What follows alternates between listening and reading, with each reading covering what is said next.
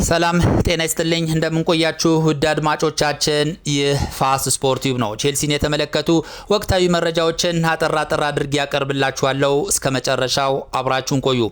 ሙድሪክን እናስቀድም። የቼልሲ የፊት መስመር ተጫዋች የሆነው ዩክሬናዊው ሙድሪክ ዶፒንግ የተባለ አነቃቂ መድኃኒት መውሰዱ በመረጋገጡ ከማንኛውም የእግር ኳስ ውድድር ለ4 ዓመት ታግዷል። ከዲሴምበር 2024 ጀምሮ ከማንኛውም የእግር ኳስ ውድድር ታግዶ የነበረው ሙድሪክ ካለፈው ጃንዋሪ ጀምሮ ወደ ሜዳ ወደሚወደው የኳስ ህይወት ለመመለስ ከጫፍ ደርሷል ተብሎ የነበረ ቢሆንም ዛሬ በተሰማ ሰበር ዜና ፉትቦል አሶሲዬሽን የተባለው የእግር ኳስ ተቆጣጣሪ አካል ሙድሪክ ላይ አነቃቂ መድኃኒት ወስዶ በመገኘቱና ደሙ ላይ በተወሰደ ምርመራ የዶፒንግ ንጥረ ነገር በመገኘቱ ከማንኛውም ውድድር ለ4 ዓመት አግዶታል።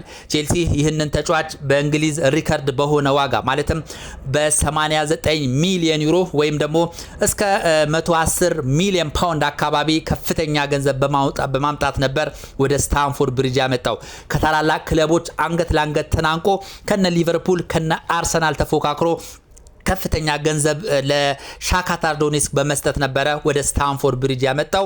ነገር ግን በ2024 እንግዲህ አስደንጋጭ በሆነ ሁኔታ የዶፒንግ ንጥረ ነገር በሰውነቱ ላይ መገኘቱን ተከትሎ ከማንኛውም ውድድር ከዲሴምበር 24 ጀምሮ መታገዱ ይታወሳል። ከጃንዋሪ 2026 ጀምሮ ስለ ሙድሪክ ጥሩ ዜናዎች እየተሰሙ ነበረ። ወደ ልምምድም የሚመለስበት እድል እየተፈጠረ ነው። እንደዚሁም ለብቻው ልምምዶችን መስራት ጀምሯል። በቀጣዮቹ ወራት ወደ ሜዳ ተመልሶ የሚወደውን እግር ኳስ ይጫወታል የሚሉ በርካታ ዘገባዎች እየተናፈሱ ነበረ።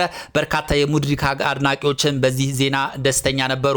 ነገር ግን ፉትቦል አሶሲዬሽን የተባለው ተቋም አዲስ ባደረገው ምርመራ በድጋሚ በዚህ ልጅ ደም ሰውነት ውስጥ ይህ ንጥረ ነገር በመገኘቱ እና ፖዚቲቭ ማሳየቱን ተከትሎ ለ4 ዓመት ተጨማሪ ቅጣት በይኖበታል። እውነት ለመናገር ሙድሪክ ላይ የተጣለው ቅጣት በርካታ አድናቂዎቹንና እንደዚሁም የቼልሲ ደጋፊዎቹን በእጅጉ የሚያስከፋ ዜና ነው።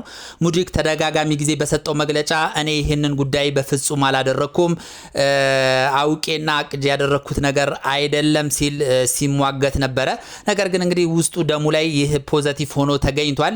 በርካታ የቼልሲ ደጋፊዎች በተለያዩ ማህበራዊ ድረገጾች እንግዲህ ሀዘናቸውን ወይም ደግሞ ለሱ ያላቸውን ድጋፍ እየገለጹ ይገኛሉ። በድርጊቱም በጣም ማዘናቸውን እያስተጋቡ ይገኛሉ። ሙድሪክ ይህን ነገር አላደረኩም ብሎ በተደጋጋሚ ጊዜ እንግዲህ ሀሳቡን እየገለጸ ይገኛል። ምናልባትም እሱ አስቦና አቅዶ ይህን ነገር ላያደርግ ይችላል። የሱ ጠላቶች፣ የሱ ስኬትን የማይመኙ አካላት በምግብ ውስጥ ወይም ደግሞ በሚጠጣው መጠጥ ውስጥ ይህን ነገር ጨምረውበት ሊሆን ይችላልና በዚህ ምክንያት እንግዲህ ያም ሆነ ይህ ደም ውስጥ እንግዲህ በመገኘቱ ይህን ያህል ከባድ ቅጣት ተጥሎበታል ማለት ነው። እኔ አሁን 25 ዓመቱ ነው። 4 ዓመቱን ሲጨርስ ኦልሞስት ወደ 29 ዓመት ይሆናል። ከዛ በኋላ የእግር ኳስ ህይወቱ እያበቃ ይመጣልና ይህ ለባሎንዶር የተገመተ በርካታ ስኬቶችን ያገኛል የተባለው ይህ አስደናቂው ተጫዋች ሙድሪክ መጨረሻው በዚህ መልኩ መሆኑ እጅግ ያሳዝናል። በሌላ ቼልሲ ቤት በተሰማ ዜና ቼልሲ 3 አሰልጣኞችን ቼልሲን ለማሰልጠን ይችሉ ዘንድ ንግግር ማድረግ መጀመሩ ተገልጿል። እንግዲህ ቼልሲ አሰልጣኝ ሊያም ሮዜነርን ካሰናበተ በኋላ ስሙ ከበርካታ አሰልጣኞች ጋር እየተያያዘ ይገኛል። ቼልሲ ፉትቦል ክለብ በዋናነት 3 አሰልጣኞችን ጠርቶ እንዳነጋገራቸው ነው ስካይ ስፖርት የተባለው የመረጃ ምንጭ እየዘገበ የሚገኘው። እነሱም ራውላ፣ ዣቪ አሎንሶና ማርኮ ሲልቫ ይገኙበታል። ራውላ የበርንማውዝ አሰልጣኝ ናቸው። በጣም ወጣት አሰልጣኝ ናቸው። በርንማውዝን በመለወጥ ረገድ ትልቅ አስተዋጽኦ ያላቸው፣ ትልቅ ክለብ ቢቀበሉ የተሻለ ነገር መስራት ይችላሉ ተብሎ ከሚታሰቡ አሰልጣኞች መካከል አንዱ ናቸው። ዣቪ አሎንሶ ሪያል ማድሪድ እንደዚሁም በጀርመንም እንደዚሁ ጥሩ ውጤት በማሳየት ረገድ የሚጠቀስ አሰልጣኝ ነው።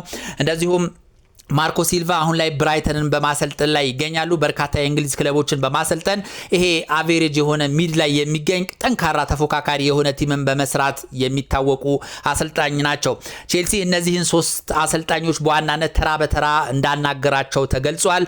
ዣቪ አሎንሶ በተለይ ዣቪ አሎንሶን ለማስፈረም ቼልሲ ከፍተኛ ፍላጎት እንዳለውና ነገሮች በቼልሲና በአሎንሶ መካከል የሚደረጉ ውይይቶች ፍሬያማ የሚሆኑ ከሆነ ቼልሲዎች አሰልጣኝ አሎንሶን አሰልጣኝ አድርገው የመሾም ከፍተኛ ፍላጎት እንዳላቸው ተገልጿል።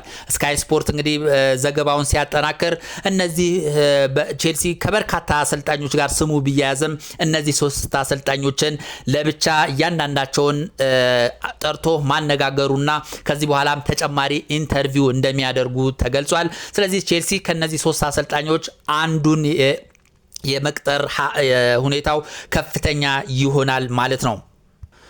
ወደ ሌላ ዘገባ ስንሸጋገር ዴላፕ በክረምቱ የዝውውር መስኮት ወደ ሌላ ክለብ መሄድ እንደማይፈልግና በቼልሲ ቆይቶ ለቼልሲ ከፍተኛ አገልግሎት መስጠት እንደሚፈልግ ተናግሯል። ቴሌግራፍ የተባለው የመረጃ ምንጭ እንደዘገበው ከሆነ ዴላፕ በፍጹም ወደ ሌላ ክለብ መሄድ እንደማይፈልግ ገልጿል። በቼልሲ ቤት ምን እንኳን በቋሚነት የመሰለፍ እድል ባይሰጠውም ባለችው በሚጫወትበትም ሰዓትም ቢሆን ለቼልሲ ተጋድሎ በማድረግ ራሱን በማሻሻልና ብቃቱን ከፍ በማድረግ በቼልሲ ቤት የመቆየት ፍላጎት አለው ብሏል። እንግዲህ ዴላፕን የሚፈልጉ በርካታ ክለቦች አሉ፣ በቋሚነትም ሊያሰልፉት ይችላሉ። ነገር ግን ዴላፕ ወደ ሌላ ክለብ መሄድ እንደማይፈልግና በቼልሲ ቤት ራሱን የማሳየት ፍላጎት እንዳለው ተገልጿል። ወደ ሌላ ዘገባ ስንሸጋገር የቼልሲ የፊት መስመር ተጫዋች የነበረው ጃክሰን ወደ ቼልሲ እንደሚመለስ 100% ተረጋግጧል። እስካሁን ባለው ሁኔታ እንግዲህ ወደ ባየር ሙኒክ ፍላጎት የለውም። ልጁን ወደ ስታንፎርድ ብሪጅ የመመለስ ሀሳቦች አሉት እየተባለ ሲነገር ነበረ።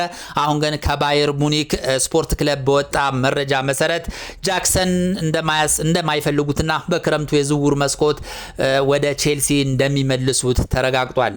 በርካታ የቼልሲ ደጋፊዎች የጃክሰን ወደ ቼልሲ መመለስ ለቼልሲ መልካም እድል ነው እያሉ ይገኛሉ። ምክንያቱም ልጁ ጎል የማስቆጠር ችግር አለበት እንጂ ሌሎች ከጎል ከማስቆጠር ውጪ በሁሉም ነገር ላይ ጥሩ መሆኑን እየገለጹ ይገኛሉ። በተለይ ተከላካዮችን ማስጨነቁ፣ የቼልሲን የመሃል ክፍል ወደ ኋላ እየተሳበ ማገዙ፣ እንደዚሁም ሌሎች በርካታ ኳሊቲዎች ያሉት በመሆኑ ይህ ልጅ ወደ ስታንፎርድ ብሪጅ ቢመጣና ከእንደገና የመሰለፍ እድል ቢሰጠው ለቼልሲ ተጨማሪ ነገሮችን ያደርጋል፣ ቼልሲን ለማሻሻልም ከፍተኛ አስተዋጽኦ ይኖረዋል እያሉ እየተናገሩ ይገኛሉ። እንግዲህ ይህ አጥቂ ተጫዋች ባለፈው አመት ነበር እንግዲህ ከቼልሲ የተለያየው። ምክንያቱም ጎል የማስቆጠር ችግር ያለበት በመሆኑ በውሰት ለባየር ሙኒክ ሰጡት ነበረ። ባየር ሙኒክ ላይ ተጨማሪ የመሰለፍ እድል አላገኘም። እንደዚሁም በአመቱ እንኳን ያስቆጠራቸው ጎሎች ከ3 እና ከ4 አይበልጡም። ከነ ሃሪኪን ጋርም መወዳደር አልቻለም። ስለዚህ ባየር ሙኒክ በቃኝ ብሎ በክረምቱ እንደሚመልሰው ይፋ አድርጓል ማለት ነው። ቼልሲ እንግዲህ ይህንን ተጫዋች በቋሚነት የማሰለፍ ፍላጎት አለው የሚሉ መላምቶች እየተሰነዘሩ ይገኛሉ። ምክንያቱም ዴላፕ በሚፈለገው መጠን ፐርፎርም እያደረገ ባለመሆኑ ከጃኦ ፔድሮ ጋር በማጣመር የቼልሲ ፊት መስመርን ለማጠናከር ቼልሲዎች ፍላጎት አላቸው እየተባለ ይገኛል። በአንዳንድ ዘገባዎች ደግሞ ምናልባትም ልጁ ወደ ለሌላ ክለብ ቼልሲ የመሸጥ ፍላጎት አለው የሚሉ ሁኔታዎች እየተዘገቡ ይገኛሉና እስኪ ጃክሰን ወደ ስታንፎርድ ብሪጅ መጥቶ የመሰለፍ እድል ይኖረዋል ወይስ ቼልሲ ለሌላ ክለብ አሳልፎ ይሸጠዋል የሚለው ጉዳይ የሚታይ ይሆናል። በአጠቃላይ ቼልሲን የተመለከቱ ዋና ዋና መረጃዎች እነዚህ ነበሩ። ስለነበረን ቆይታ እጅግ አድርጌ አመሰግናለሁ። መልካም ጊዜ